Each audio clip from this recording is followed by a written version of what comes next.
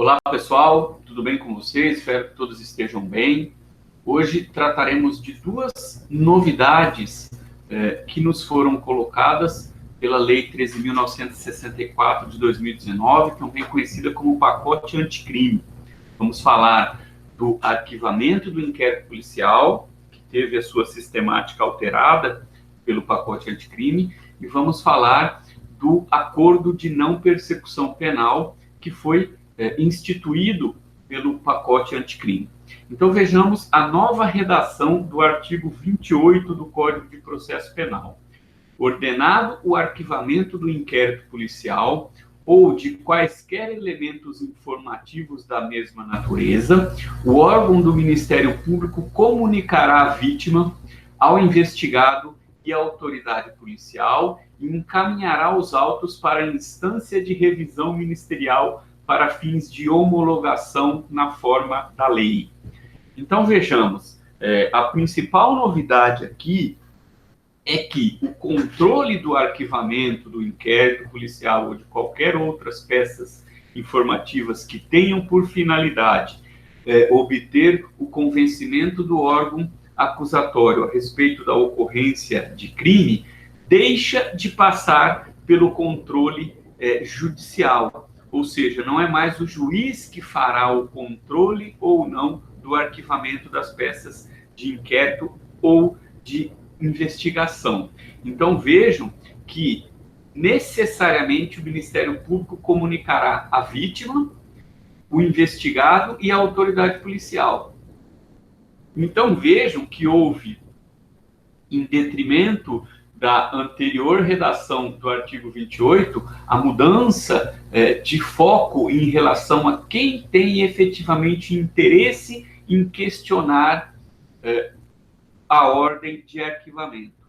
Houve uma valorização do papel da vítima, né? Essencial essa valorização. Já falamos aqui a respeito da ação civil ex delicto, né? Que é uma ação que visa buscar a reparação pelo dano causado pela conduta e, portanto, há uma influência no arquivamento de peças de inquérito policial, sem falar efetivamente na questão da persecução crimes, né? Sem falar efetivamente na possibilidade de perseguir em juízo o autor de uma conduta que possa ser entendida como delituosa.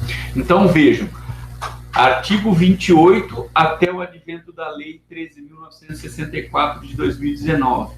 Ordenado o arquivamento, era o juiz que fazia análise, e se entendesse que não era correto o arquivamento, submetia à apreciação do chefe do Ministério Público, né? Submetia à apreciação do Procurador-Geral da República, nos casos da Justiça Federal, e no Procurador-Geral de Justiça, nos casos da Justiça do Ministério Público, melhor dizendo, estadual ou distrital. Agora nós temos uma alteração com a criação de uma instância ministerial superior para fins de homologação.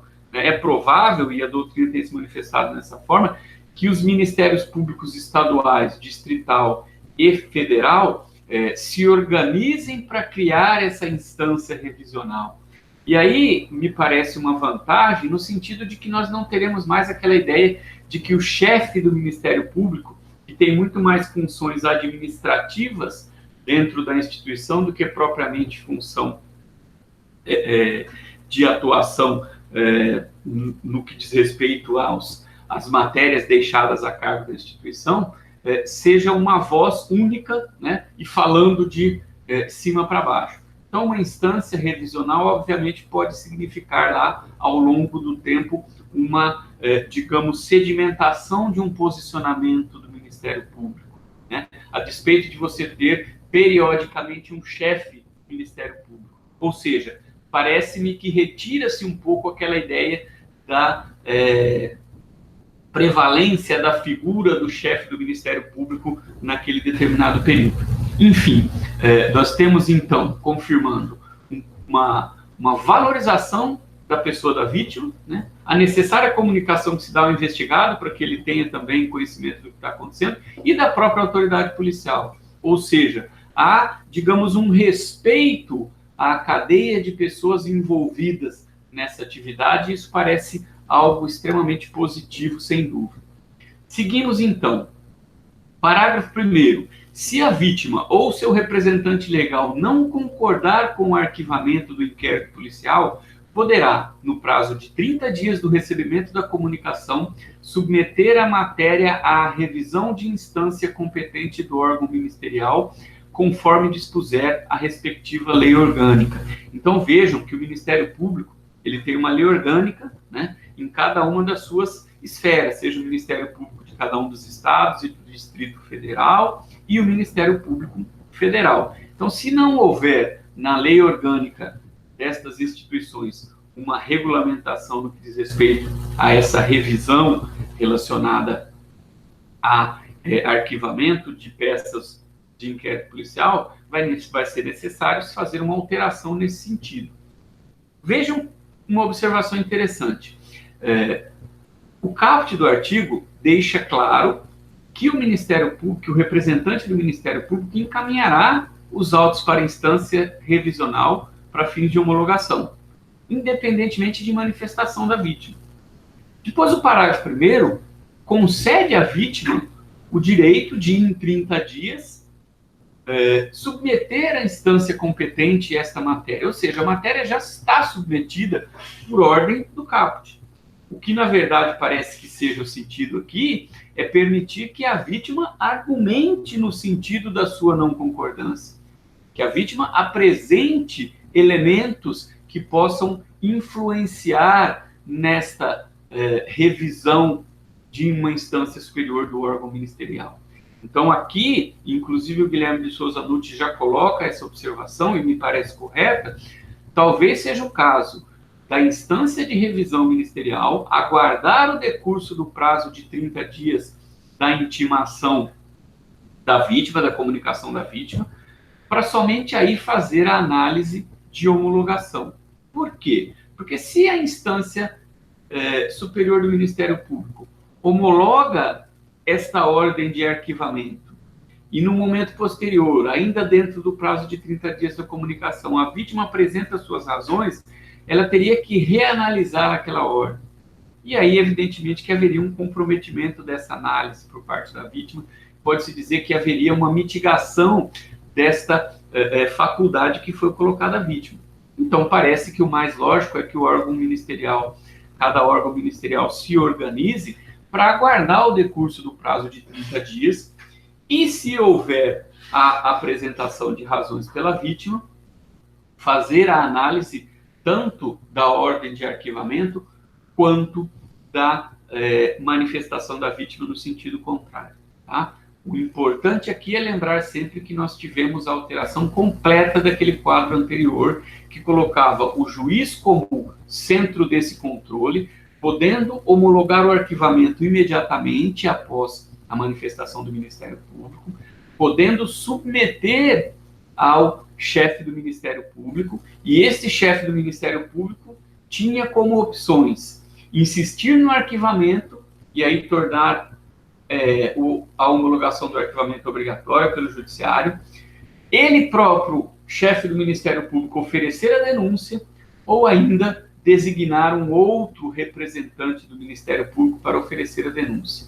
Então, essas eram as possibilidades até o advento da Lei 13.964. Hoje, sai de cena o juiz, que, na verdade, pela intenção da lei, o juiz aqui seria o juiz de instrução, o juiz das garantias, perdão, e não o juiz que vai atuar após o recebimento da denúncia. Mas lembremos que hoje, né, em maio de 2020, nós temos a decisão do Supremo que suspendeu a vigência dos dispositivos que incorporaram o juiz das garantias no Código de Processo Penal. Tá? Então, portanto, seria o juiz normal, o juiz que vai acompanhar o inquérito e, eventualmente, o processo, tá certo? Mas ele sai de cena e dá-se prevalência ao interesse da vítima, ok? Vejamos o que diz o parágrafo 2º. Nas ações penais relativas a crimes praticados em detrimento da União, dos estados e municípios, a revisão do arquivamento do inquérito policial poderá ser provocada pela chefia do órgão a quem couber a sua representação judicial. Vejam que aqui há digamos, um excesso de zelo em prever, né, que os órgãos, que os entes públicos, melhor dizendo, poderão propor a revisão do arquivamento de inquérito policial via chefia do órgão a quem couber a sua representação. Então, no caso dos estados, dos municípios, as procuradorias, né, no caso da União, a Advocacia Geral da União, poderão questionar esse arquivamento, tendo em vista a sua competência para a representação dos interesses judiciais do ente público, tá certo? Então, essa é a nova sistemática de arquivamento de inquérito policial. É interessante ver que retirar o juiz desse contexto de homologação do arquivamento do inquérito policial tem muito a ver com a ideia de sedimentação, de fortalecimento do que se chama processo penal do tipo acusatório, né? Temos lá o artigo 3º-A, que foi incluído no Código de Processo Penal, que diz expressamente que o processo, de acordo com o Código, terá estrutura acusatória, né? Então, retirar das mãos do juiz o poder de controlar o arquivamento do inquérito policial é compatível com isso. De outro lado, nós podemos dizer que não houve um avanço mais profundo nesse sentido em relação às outras matérias em que cabe a iniciativa, por exemplo, instrutória do juiz, né, na produção de provas, ou mesmo na questão da determinação de prisões processuais. Mas, enfim, não deixa de ser um avanço, ainda que tímido. Seguindo, passemos então ao chamado Acordo de Não Persecução Penal. Então, vejam, trata-se de um instrumento de política criminal voltado ao não encarceramento de autores de infrações de menor expressão. É interessante que, a despeito da Lei 13.964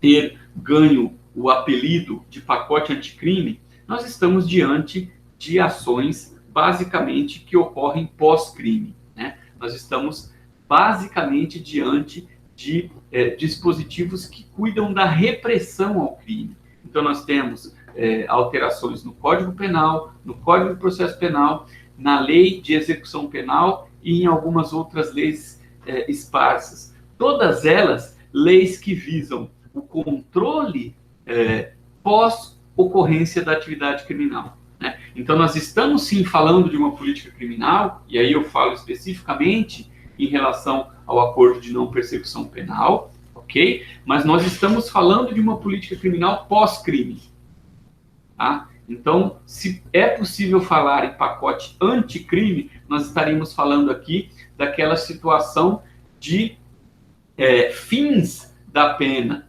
propriamente dito, né? Da prevenção geral e especial. A prevenção especial no que diz respeito ao próprio autor da conduta e a prevenção geral através do exemplo. Então, se a gente está falando basicamente de pena, nós estamos falando de atos pós-crime e não anticrime no sentido de evitar a ocorrência do delito. A não ser, repito, que nós estejamos falando da questão da prevenção, né, como fim da pena, ok? Então, vamos lá. Trata-se de um instrumento de política criminal voltado ao não encarceramento de autores de infrações de menor expressão. Para que a gente compreenda esse movimento, nós precisamos entender o seguinte: a pena privativa de liberdade teve um momento de apogeu, de auge, né, no século XIX ainda, e a partir daí, no final do século XIX, ela se espalhou o mundo afora, especificamente no século XX, como sendo uma alternativa definitiva para a questão da criminalidade. Ao lado desta situação do entendimento de que a pena privativa de liberdade poderia ser a solução definitiva para a criminalidade, e aí é interessante que a gente atente para o fato de que esta ideia de que a pena privativa de liberdade seria a solução mais adequada para a questão da criminalidade vem como uma pós-ideia de que a pena de morte era uma pena adequada. Tá? Então, a pena privativa de liberdade, ela era utilizada como meio de garantir a aplicação da pena definitiva, que via de regra era a pena de morte, nos casos de condenação. E aí, com o passar do tempo, com a evolução das ideias, né, principalmente humanitárias, frutos lá mais remotamente do iluminismo, passa-se a um entendimento de que a pena capital não é a melhor alternativa, e aí gradativamente a pena privativa de liberdade vai ganhando espaço no mundo todo, no mundo civilizado. Evidentemente que nós temos ainda hoje determinados estados que fazem uso da pena capital, né, cada vez menos, cada vez diminuindo essa incidência, especialmente nos países democráticos, né? Os exemplos de países democráticos que usam a pena capital são cada vez menores, mas, enfim, nós tivemos esse apogeu, esse auge da pena privativa de liberdade, que foi sucedido, num espaço de tempo razoável, por uma desilusão em relação aos efeitos da pena privativa de liberdade, especialmente nos casos de pena de curta duração, ou seja, especialmente no caso de infrações que não são aquelas mais graves, né? Então, vocês podem ver que todas essas medidas geralmente requerem que não haja reincidência, ou seja, que o sujeito não seja alguém, né, que seja dada a prática rotineira de crimes, e também que não se trate de crime praticado com violência ou grave ameaça, né? Então, a gente poderia dizer que esses dois elementos estão sempre presentes nessa cruzada que existe contra o encarceramento de curta duração. E aí eu faço um outro parênteses. Existe um livro do César Roberto Bittencourt, do penalista César Roberto Bittencourt, que se chama A Falência da Pena de Prisão, que é um livro fantástico que trata de todas essas questões relativas à pena privativa de liberdade, e que quem gosta desse tema, quem estuda esse tema, não pode deixar de ler esse livro. Nesta obra, o César Roberto Bittencourt ilustra tudo o que levou ao reconhecimento da pena privativa de liberdade como sendo uma solução definitiva para a questão da criminalidade, e também, e especialmente, o que fez com que essa ideia fosse gradativamente minguando, com que essa ideia fosse gradativamente sendo substituída pela desilusão em relação à pena privativa de liberdade. É evidente que, para falar desse tema, nós precisamos analisar a situação no contexto da incapacidade que os estados manifestam de cumprir fielmente aquilo que se propõe em relação à pena privativa de liberdade. No caso do Brasil, especificamente, basta nós observarmos que a nossa lei de execução penal é uma lei de 1984, portanto, embora já num processo de abertura democrática, ainda antes da efetiva redemocratização do Brasil, certo? Então, é uma lei anterior à Constituição Federal, e, por outro lado, é uma lei absolutamente condizente com a Constituição Federal. Talvez a lei de execução penal seja, no âmbito das matérias criminais, a lei mais compatível com a estrutura constitucional que nós temos, né? E quando eu digo mais compatível, mesmo com a legislação que veio posteriormente a ela. E talvez, por isso mesmo, a lei de execução penal seja meramente uma folha de papel, como diria Ferdinando Lassalle, né? Porque a lei de execução penal ela é diuturnamente ignorada nas prisões Brasil afora. Ela não tem a mínima aplicabilidade, né? Os conceitos mais basilares da lei de execução penal eu colocaria como, por exemplo, a questão das condições mínimas para encarceramento, cela individual com pelo menos 6 metros quadrados, contendo condições de salubridade adequada. Isso não é a realidade do Brasil. E, além disso, a questão da separação dos criminosos, né? Criminosos condenados, digamos assim, em um lugar, presos provisórios que não podem sequer ser colocados como criminosos, né, não são autores de crime legalmente falando, ainda não há condenação, em outro local, com outra estrutura. Então, basta a gente parar por aí. É o mínimo do mínimo que a lei de execução penal estabelece. Isso não é cumprido. Então, evidentemente que isso influencia na questão dessa desilusão com a pena privativa de liberdade. Mas não é só isso, né? Existe uma série de outros fatores, como a própria sistemática do encarceramento, o próprio efeito que o encarceramento traz no psique, traz nas relações sociais do sujeito.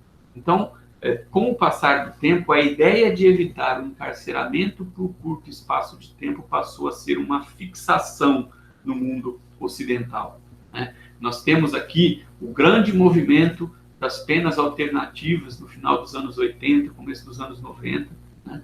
Que é a expressão mais evidente disso. E nós já tivemos na nossa Constituição Federal autorização para transação penal, que é algo que mitiga o princípio da obrigatoriedade da ação penal, como esse próprio acordo de não persecução penal também mitiga, né, a obrigatoriedade da ação penal. Mas, enfim, é a ideia de que submeter o sujeito que cometeu uma infração de menor expressão à prisão vai trazer, certamente, mais efeitos deletérios para o próprio sujeito e para a sociedade do que efeitos positivos. Então, o sujeito que é encarcerado fica submetido a todo tipo de abusos, né? Desde abuso moral, econômico, sexual, de todas as ordens, na integridade física, ou seja, de todas as ordens. A família desse sujeito se submete também a uma série de violências em função de ter que acompanhar essa situação, né? Com a história, né, com a evolução das chamadas facções criminosas que atuam dentro e fora dos presídios, isso se tornou algo mais do que escancarado, mais do que notório na sociedade. Então, a ideia de que aquele sujeito que cometeu uma pequena infração, que muitas vezes tem um trabalho, tem uma família, vai ser encarcerado, vai levar, inevitavelmente, a risco da perda desse trabalho, né, do comprometimento dessa organização familiar, ou seja, num resultado absolutamente diverso daquele que se idealizou com a pena privativa de liberdade. De outro lado, você não pode deixar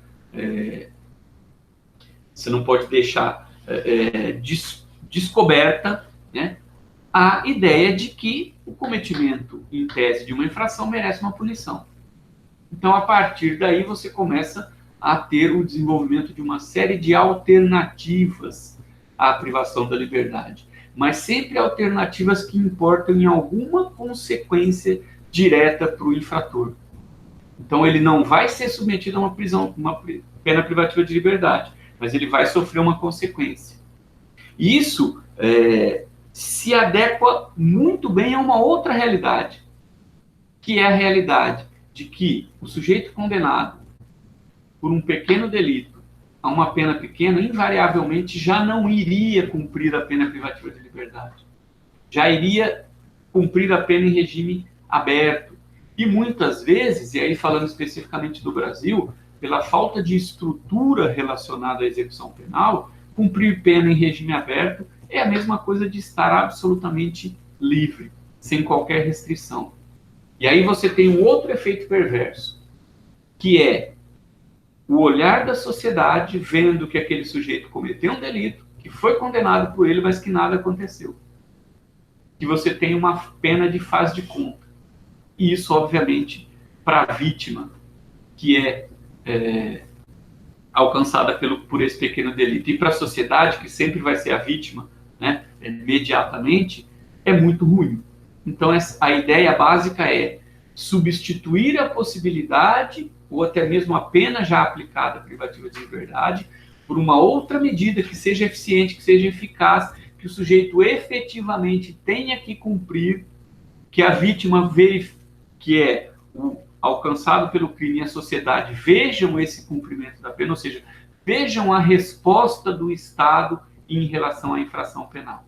Então vejam que você sai de um quadro em que a ideia é que a pena privativa de liberdade é a solução para todos os males, e avança para uma ideia de que, em caso de infrações de menor expressão, é muito mais eficiente você exigir do autor da conduta uma prestação diversa da pena privativa de liberdade, mas que ele efetivamente tenha que cumprir, que a vítima, que a sociedade vejam efetivamente a consequência do delito. Ok? Então, como expressão deste sentimento, nós temos, além do acordo de não persecução penal, que é o mais recente, que é do final de 2019, nós já tínhamos o chamado SURSIS, suspensão condicional da pena, que já existia desde 1984, com a reforma da parte geral do Código Penal, a partir dos artigos 77 e seguintes. Então vejam que, como eu disse para vocês, é um movimento dos anos 80, anos 90,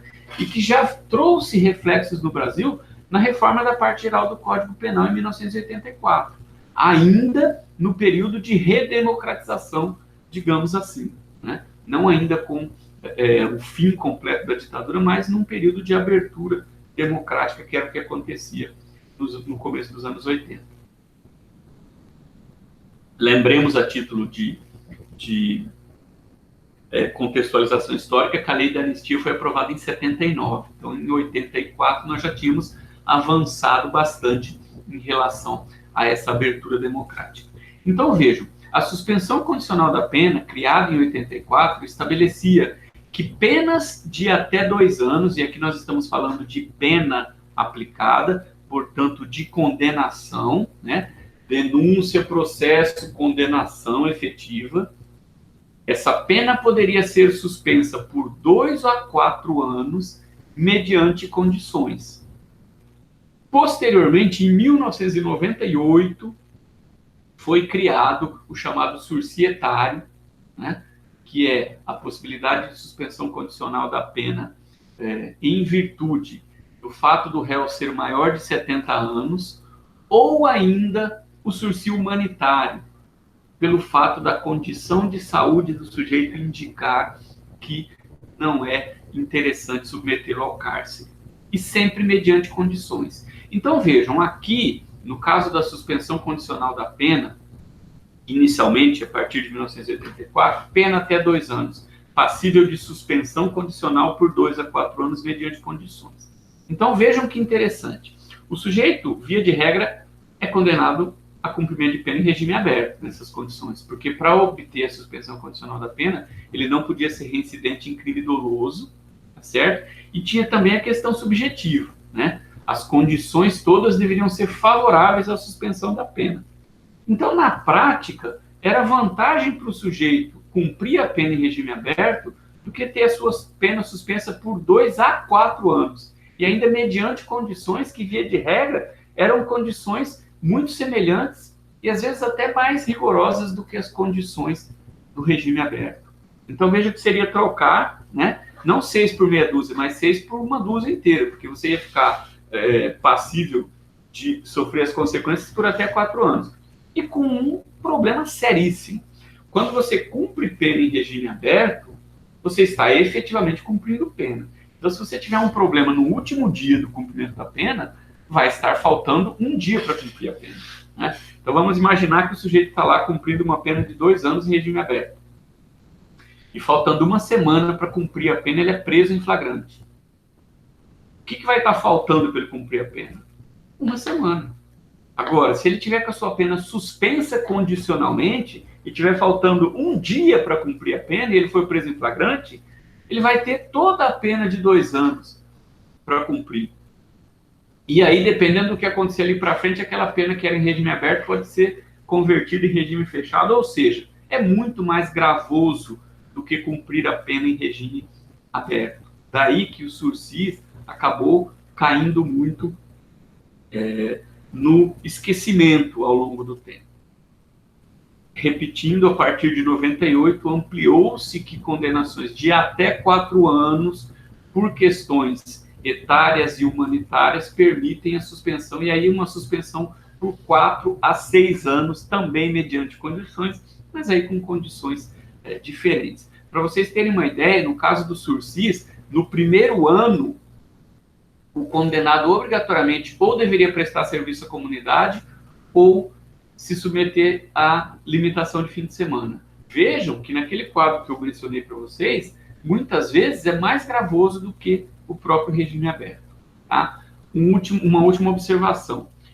Eu acho, de certa forma, perversa essa lógica do sursis etário, né?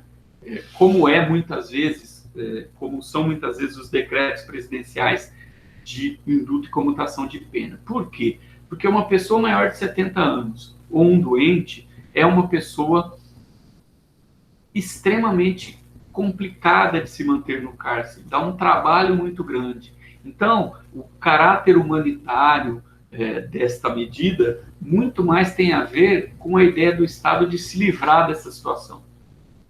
Então, ter que manter o sujeito doente é complicado. E essa é uma lógica perversa de um país subdesenvolvido como o Brasil.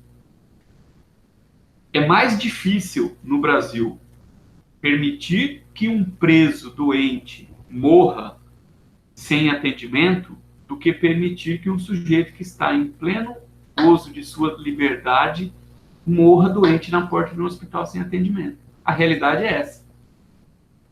Então, isto é uma lógica perversa, né? Mas, enfim, isso tudo tem a ver não só com a questão criminal, mas com a questão do subdesenvolvimento do Brasil como um todo, e só isso daria uma conversa interminável. Tá? Então, vamos seguir adiante, fique apenas o registro aqui desse quadro.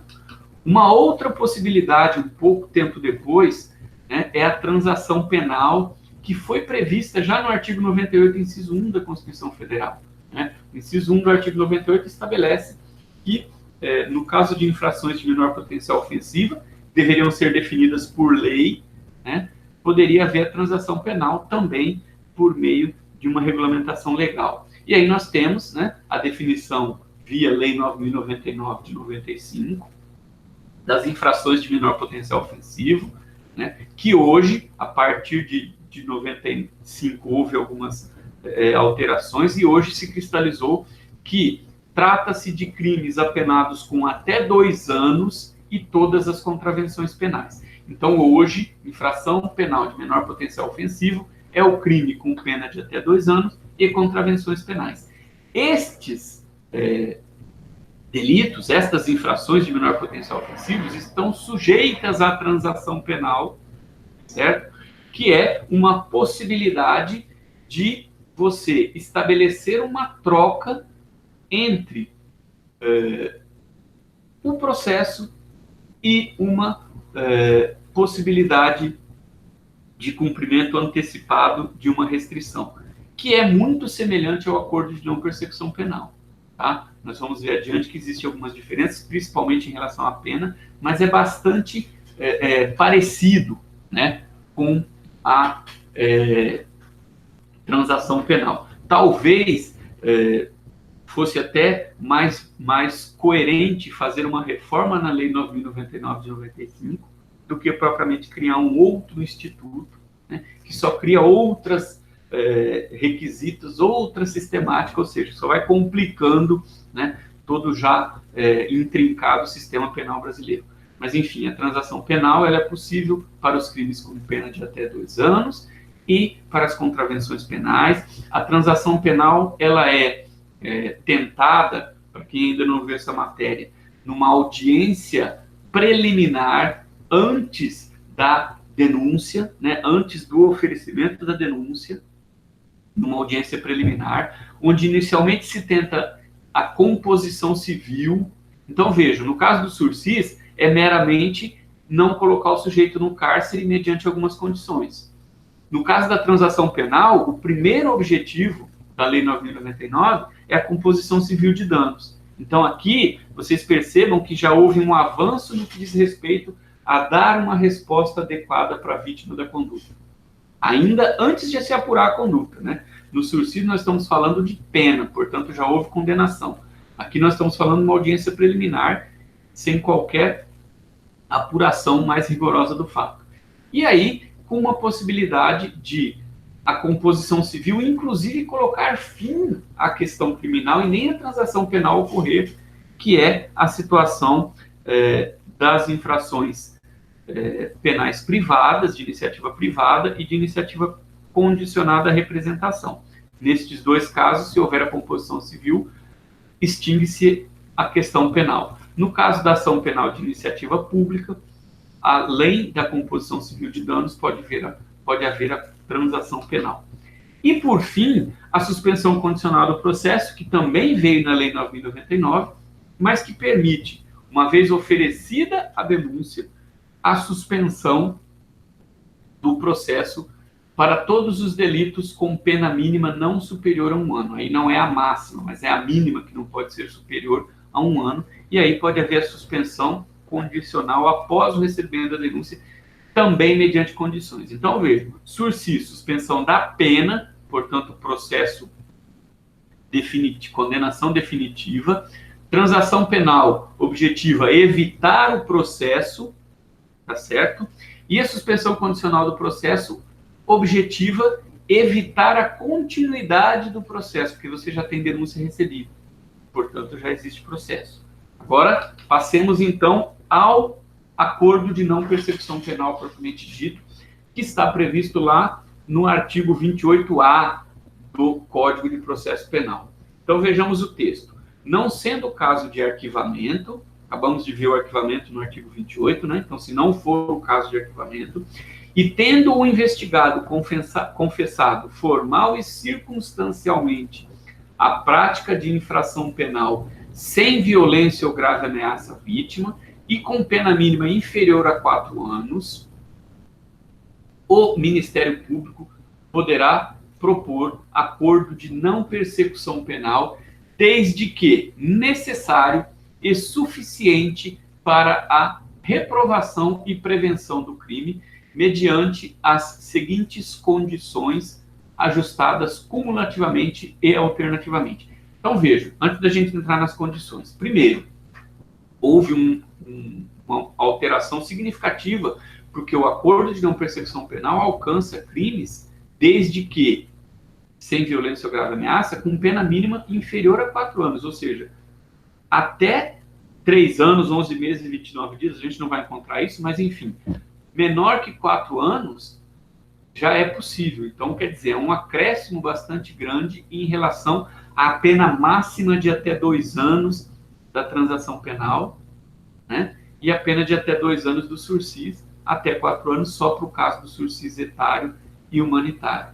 Então, vejam que há um aumento, né, da ideia. Por isso é que lá eu coloquei para vocês infração de menor expressão, né? Porque a infração de menor potencial ofensivo está legalmente definida como crimes com pena de até 2 anos, pena máxima de até 2 anos e contravenções penais. Então, nós podemos dizer que hoje criou-se uma nova figura, que seria aí, né, numa ideia livre, uma infração de menor expressão, que são aquelas cometidas sem violência ou grave ameaça, com pena mínima inferior a 4 anos. E aí é necessário que o sujeito tenha confessado formal e circunstancialmente, ou seja, tenha apresentado na fase policial uma confissão expressa e circunstanciada a respeito disso.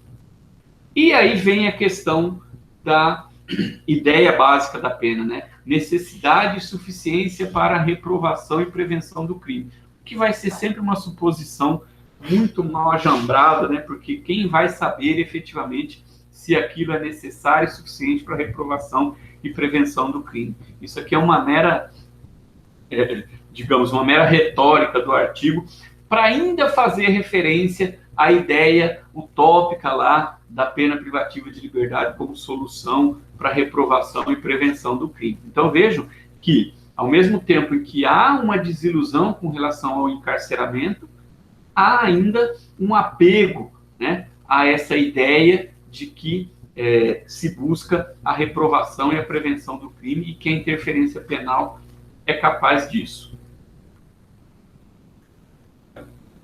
Vejamos aqui o que diz o parágrafo 1º, antes de falar especificamente das condições.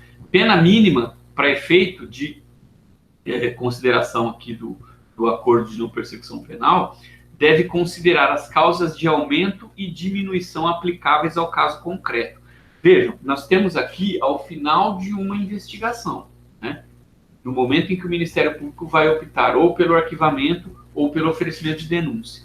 Ou ainda uma terceira hipótese, devolver para a polícia para novas diligências. Então, aqui, nós chegamos à conclusão, pela disposição do artigo, que não é caso de arquivamento e tampouco de novas diligências. Então, as alternativas são oferecimento da denúncia. A alternativa é oferecimento da denúncia, né? Porém, abriu-se uma nova possibilidade para essas hipóteses. Então, o Ministério Público observa o crime, considerando-se eventuais causas de aumento e diminuição, e verifica, não, a pena mínima aqui vai ser de 4 anos. Então, vejam, se nós estivermos diante de um caso de causa de diminuição de pena, nós podemos ter crimes com pena até maior, mínima até maior do que 4 anos, porque você vai considerar aquela diminuição.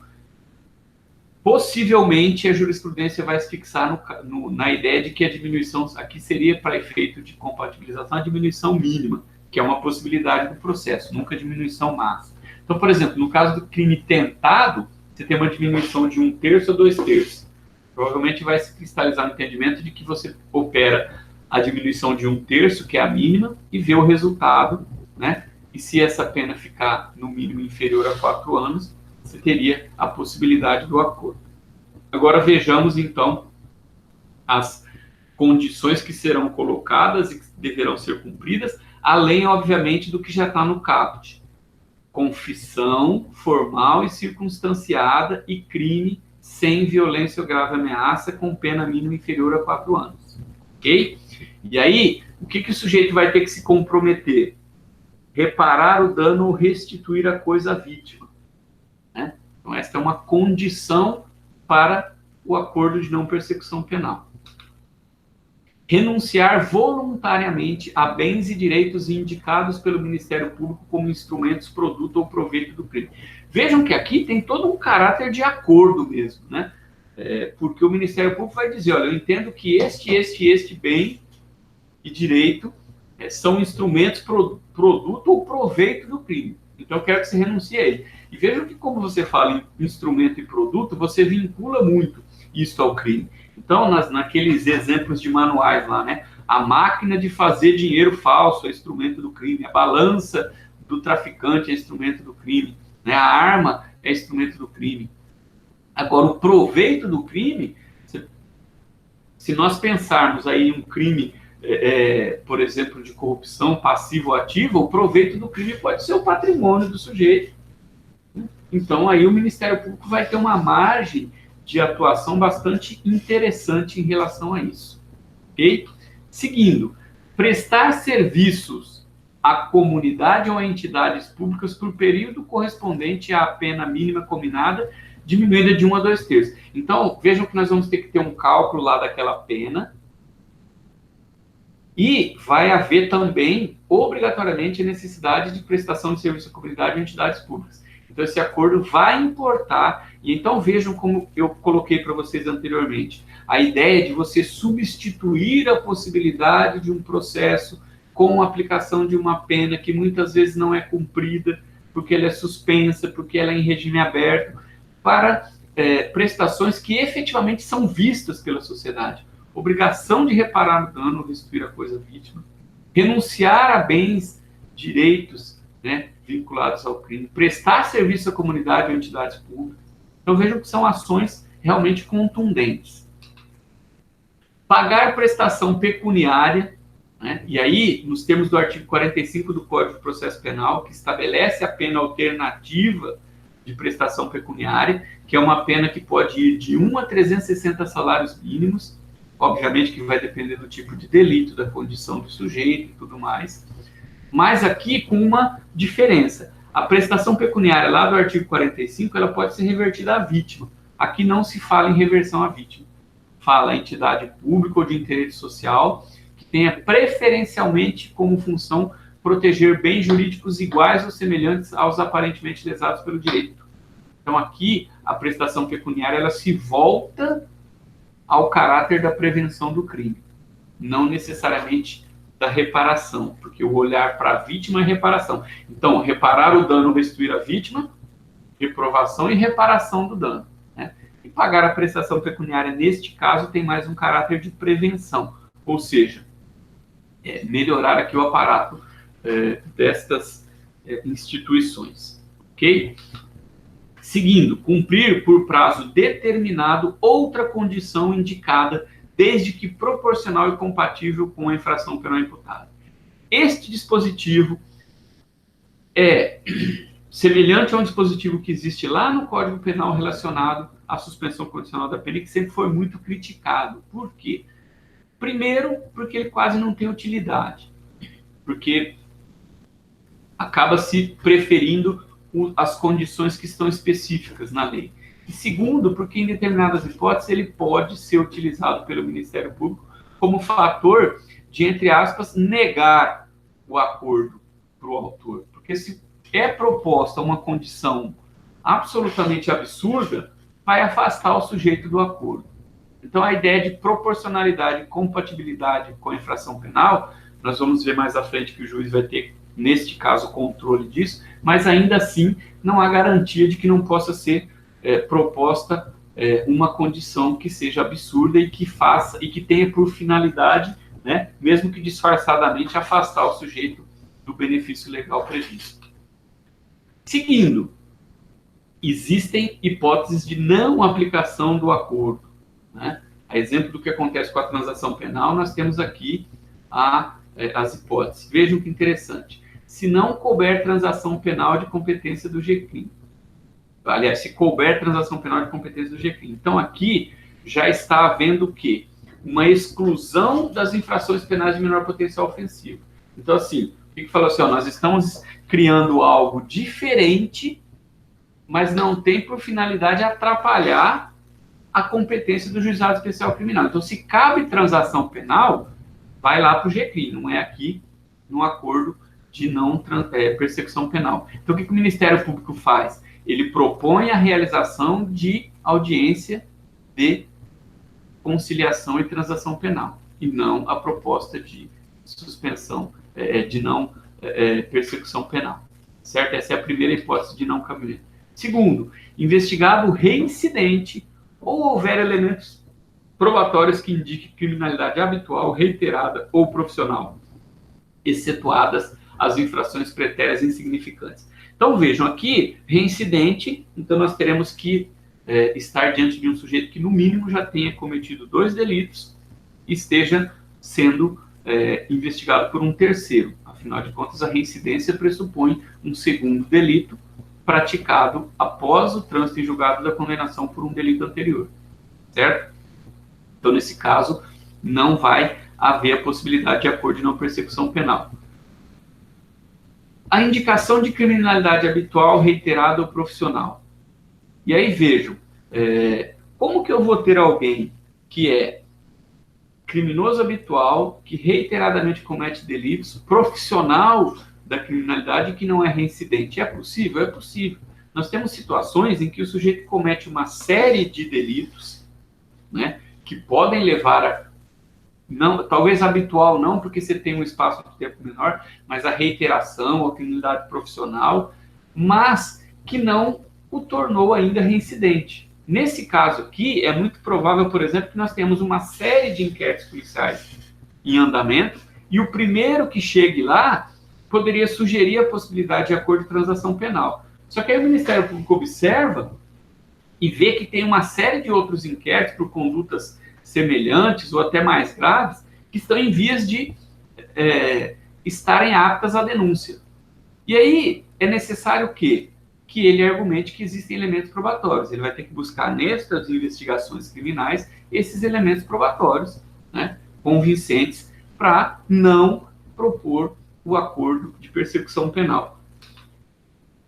Seguindo, a exemplo do que acontece na transação penal, né, se o sujeito tiver sido beneficiado nos últimos 5 anos com o acordo de não persecução penal, com a transação penal da Lei 9.099, ou com o sursis do artigo 77, ele não poderá fazer o acordo de não persecução penal. Então, a lógica isso é um benefício, é oferecido uma vez, e o sujeito não pode, a toda semana, estar diante do Ministério Público e do Judiciário para fazer um acordo e não enfrentar a real possibilidade de uma pena privativa de liberdade. Então, veja, lá na Lei 9.099, os 5 anos valem para a transação penal.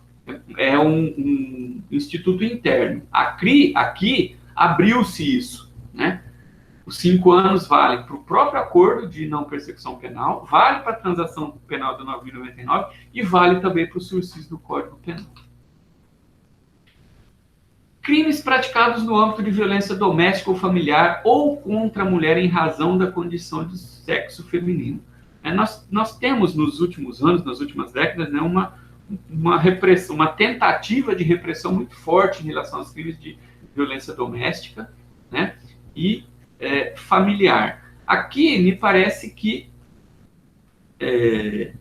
já até havia, né, no caput lá a previsão de crimes de não possibilidade de crime, de englobar crime com violência ou grave ameaça. Então aqui é digamos, excesso de zelo do legislador para deixar expresso que os crimes praticados no âmbito da violência doméstica não entram aqui, porque já seria possível excluir ali pelo caput.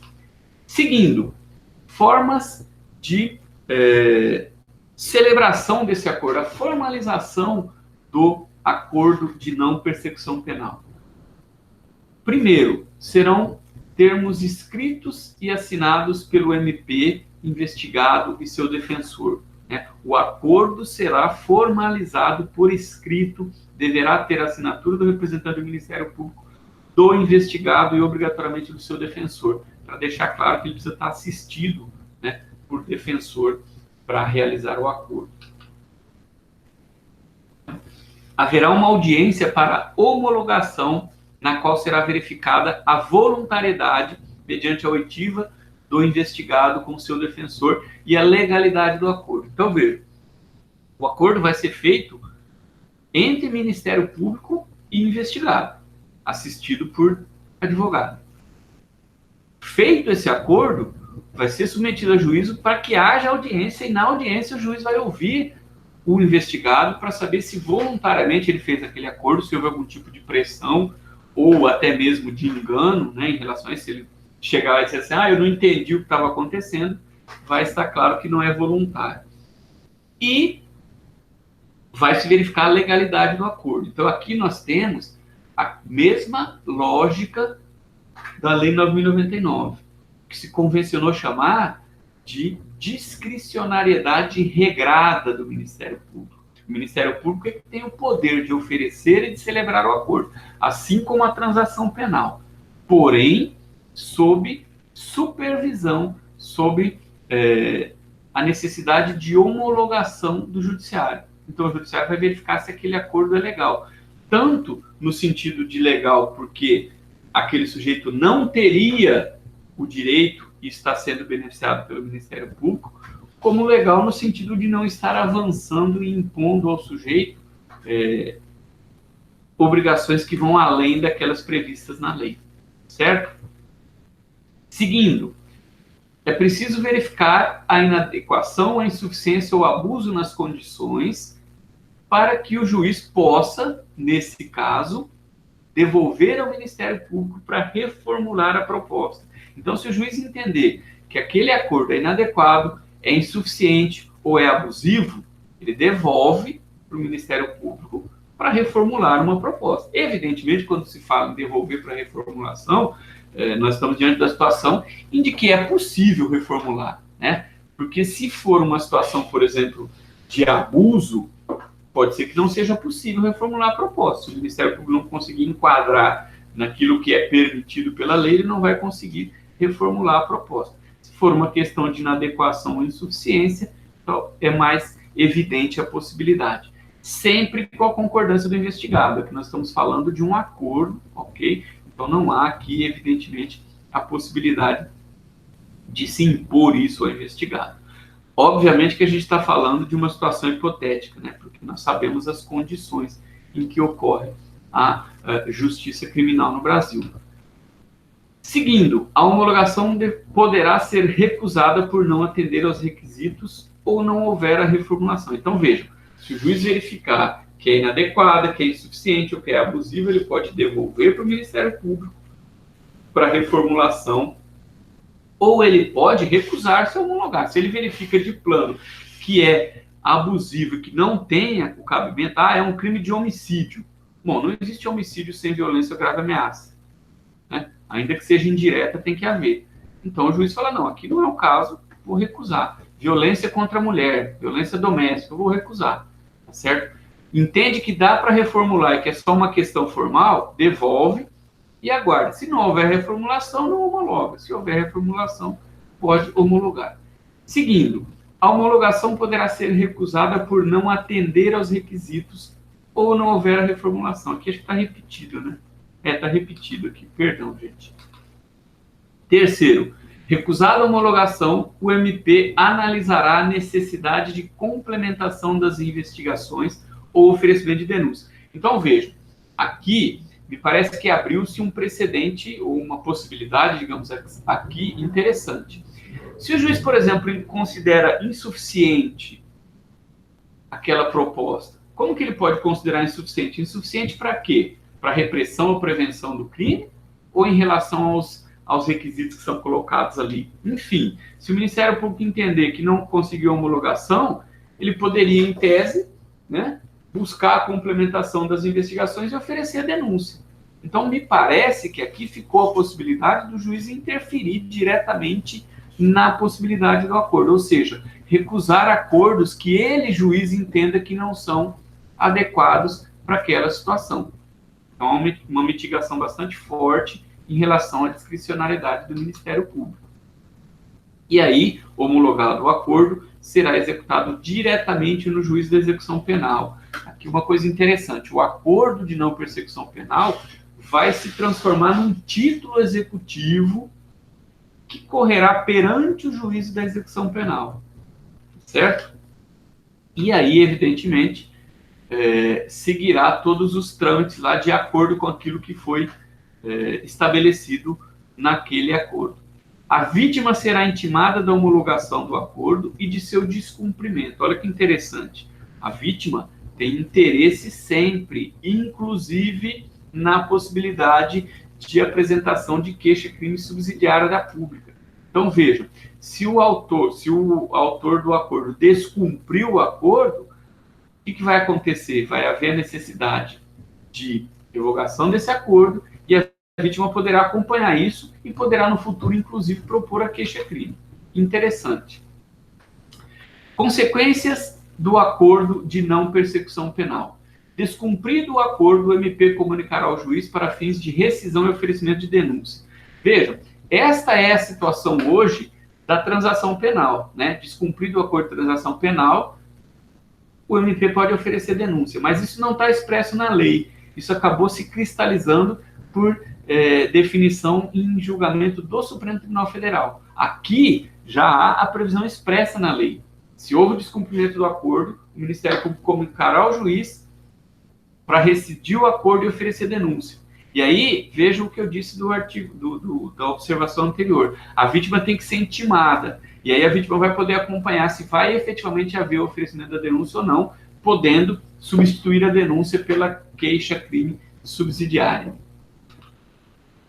O descumprimento poderá ser motivo para a negativa de proposta de suspensão condicional do processo. Vejam que interessante, nós podemos ter um acordo que antecede ao oferecimento da denúncia e podemos estar diante de uma situação em que haja possibilidade de suspensão condicional do processo, que acontece após o oferecimento da denúncia.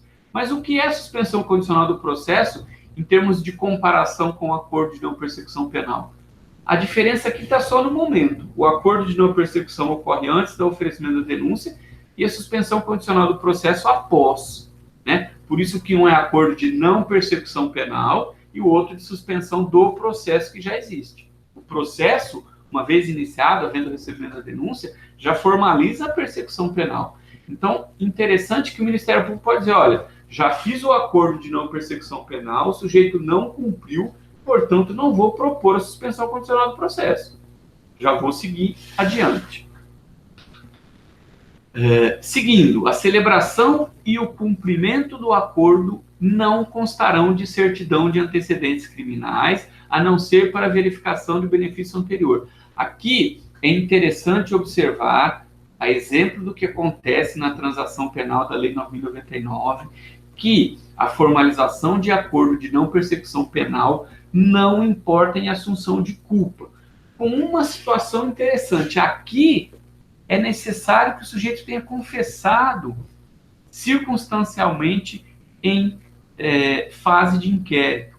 Então, ainda que ele tenha confessado, celebrar o acordo não vai importar em aceitação de responsabilidade criminal. Aqui nós temos uma cisão, uma separação entre a ideia de confessar a conduta e de responsabilidade criminal. Lá na Lei 9.099, a ideia é: nós não vamos discutir se você fez ou não fez. Estamos fazendo uma proposta justamente para não discutir. Você não vai nem precisar dizer se você fez ou não fez. Aqui, como nós temos inquérito policial já terminado, você já passou por essa fase. Então, obviamente que, a despeito de haver previsão expressa de que não se faz o acordo de não persecução penal nas hipóteses em que cabe transação penal, nós temos a figura do inquérito, diferentemente do termo circunstanciado, que é o que se faz na fase policial nas infrações de menor potencial ofensivo, né? Então, no termo circunstanciado, não se ouve o autor da conduta denunciada. Já no inquérito policial, sim. Então, a despeito de haver a necessidade de confissão circunstanciada, este acordo não configurará antecedente criminal e vai servir única e exclusivamente para verificação pelo juiz criminal para saber se ele já fez ou não um acordo anterior. Ou seja, vai ficar lá registrado, mas se o sujeito pedir uma certidão de antecedentes criminais, vai surgir como nada consta. Ok? Esse é, sem nenhuma dúvida, o grande incentivo para a formalização desses acordos. Assim como é para a transação penal da Lei 9.099. Né? Você imagina aí um sujeito que está começando a vida, tem uma profissão, está trabalhando, só o fato de dizer para ele: olha, se você aceitar essas condições aqui, isso aqui não vai gerar antecedentes criminais. Você pode vir aqui amanhã e pedir uma certidão de antecedentes, nada consta. Esse é o grande incentivador desse tipo de acordo. Por outro lado, existe uma situação que é muito criticada em relação à Lei 9.099 e que talvez possa sofrer a mesma crítica em relação a esse novo instituto, que é o fato de que o Ministério Público não faz uma análise mais detida antes de fazer a proposta. Vejam, tanto na Lei 9.099 quanto aqui, o acordo é proposto antes do oferecimento da denúncia. Ou seja, o Ministério Público não é obrigado a colocar no papel o convencimento a respeito da ocorrência do delito. E, portanto, ele pode simplesmente receber o inquérito, ver que enquadra a situação e fazer uma proposta de acordo. E, se ele for forçado a denunciar, ele pode verificar que ele não tem elementos para denunciar. Então, percebem a situação? Uma coisa é, o Ministério Público é obrigado a denunciar, então ele vai verificar, falar: olha, aqui eu não tenho elementos para denunciar, não me resta alternativa senão arquivamento. Embora o artigo 28 diga expressamente não sendo o caso de arquivamento, quem é que garante que, se o sujeito recusar o acordo de não persecução penal, vai haver oferecimento da denúncia? Pode ser que o Ministério Público não tenha elementos para denunciar. E aí, o que acontece, exemplo do que acontece na Lei 9.099, é que esse acordo pode acabar se transformando num meio do Ministério Público de pressionar, conscientemente ou inconscientemente, pessoas contra as quais não haja elementos mínimos para a denúncia a celebrar o acordo, assim como acontece em relação à transação penal na Lei 9.099. Daí, evidentemente, a necessidade do defensor que possa observar isso, que possa apresentar para o sujeito. Agora, vejam, olha o risco, né? Então, vamos colocar a situação. O defensor entende que não há elemento mínimo para denúncia e diz para o sujeito: olha, não aceite esse acordo, você está aceitando condições que vão restringir a sua liberdade e o Ministério Público não tem elementos para te denunciar. E aí ele diz, tá bom, mas e se ele me denunciar, mesmo sem elementos? A não ser que o juiz não receba a denúncia, se o juiz receber a denúncia, vai se formar o processo e vai ficar o processo lá. E aí, quando eu pedir a minha certidão de antecedentes, eu vou ter que apresentar a certidão do processo que eu fui absolvido. Então, percebem que é um complicador? Então, muitas vezes, a ideia de que não vai haver o registro de antecedente criminal acaba sendo um motivador para além até mesmo da existência de elementos mínimos necessários para o oferecimento da denúncia. Então, evidentemente que nenhum instituto é perfeito e este talvez traga a mesma deficiência que tem ocorrido, que tem acontecido em relação à Lei 9.099. Seguindo, o cumprimento integral gerará a decretação de extinção de punibilidade. Então, o sujeito celebra o acordo com o Ministério Público, submete a homologação do juiz, o juiz verifica se está ok, se está ok, homologa aquele acordo é encaminhado para o juiz da execução penal, o juiz da execução penal vai acompanhar o cumprimento deste acordo e, ao final, decreta a extinção da punibilidade por aquele fato. E se houver a recusa de proposta de acordo de não persecução penal? Aqui é uma outra situação que se cristalizou pelo entendimento doutrinário e jurisprudencial em relação à Lei 9.099 e que veio expressa no texto da lei. O investigado poderá requerer a remessa dos autos ao órgão superior do MP nos termos do que acontece lá no artigo 28, ou seja, nos termos do que acontece no caso do arquivamento do inquérito. Então, a hipótese aqui é o seguinte: eu, investigado, entendo que tenho direito ao acordo de não persecução penal. Meu crime, meu suposto crime, não foi praticado com violência ou grave ameaça, e a pena mínima não é superior a 4 anos, e eu preencho os requisitos subjetivos lá, né? Entendo que é suficiente e adequado para a reprovação do crime. Mas o Ministério Público não me propõe esse acordo. Então, aí eu requeiro a remessa dos autos, provavelmente com a denúncia, né? Porque o Ministério Público vai se manifestar ou propondo o acordo, ou denunciando ou arquivando, ou devolvendo para a polícia.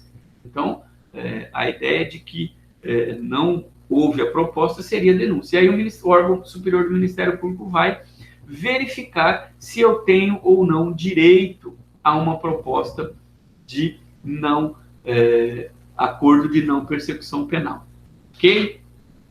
Então, este é o acordo, né? Nós temos aqui a criação de um novo instituto no direito penal e processual penal, um instituto que vem para ampliar as hipóteses de não encarceramento em casos de crimes considerados aí de menor expressão, digamos assim. Essa expressão, esse nome, né, não foi definido pela lei. Nós temos a definição da infração de menor potencial ofensivo, que vai lá para a Lei 9.099, mas não temos uma nova denominação, até porque aqui nós temos uma situação peculiar, que é o fato de ter uma investigação e de ter a necessidade de, para chegar naquele valor de pena mínima não superior a 4 anos, apurar causas de aumento e diminuição. Então, isso vai variar bastante de acordo com o caso concreto, certo? Então, esta é a apresentação a respeito da nova forma de arquivamento de inquérito policial e do acordo de não persecução penal.